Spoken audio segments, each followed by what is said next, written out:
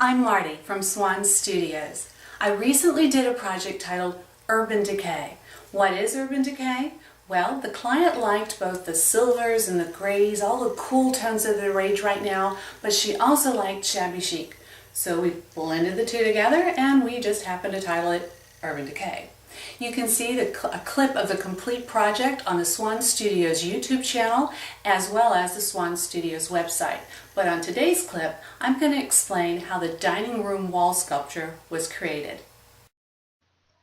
What you're looking at here is the inspiration piece that was used to create the focal point wall in the dining room.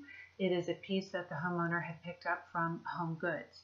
And you can see that there's a little bit of black peeking through each section. So the first step was to paint the entire wall black. This is about a 15-foot wide wall. Thank you to Scott for doing that for me while I worked on another wall.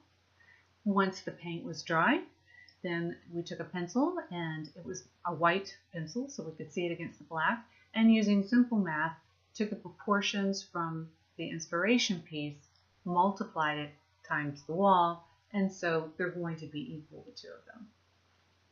The next thing was to trowel every other section, allow the sections to dry, and then the next day come and do, or once it was dried, do the sections in between. That way the pieces don't smear together.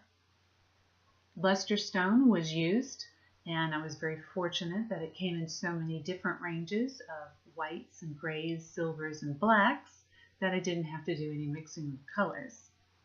The challenging part was the actual sculpting tools. Okay, here's what happened. I had pre-planned for everything for sculpting the wall, and like you saw before, we were going to start with a small inspiration piece, magnify it on a large scale, which meant also the tools then would have to be magnified on a large scale. I pre-planned, but when I started sculpting, I realized they really actually weren't large enough. So, like every artist, you improvise. One of the things I did was to take a stir stick, very large stir stick, and always have in your handy dandy toolkit blue tape, duct tape, never know when it's going to come in handy, and then actually took various brushes of every size you can think of, taped them all together to make an extremely large comb, because one of the sections had a combing effect to it. So instead of going this to this, I needed to go from this to, well, mega large. Made that one. Some of the sculpting was done actually with a glove on my hand and using the back of the knuckles so that it was large enough and smooth enough as well. A little bit of almost like playing with Play-Doh.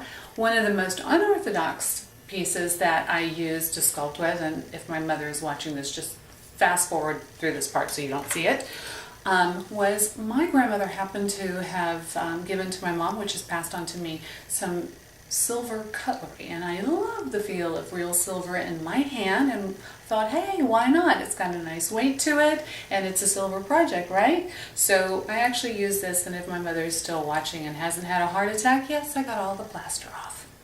Anyway, that's what you do. You just improvise, and then the end results, the client loved it. As an artist, I think one of the things we live for is when our clients are thrilled.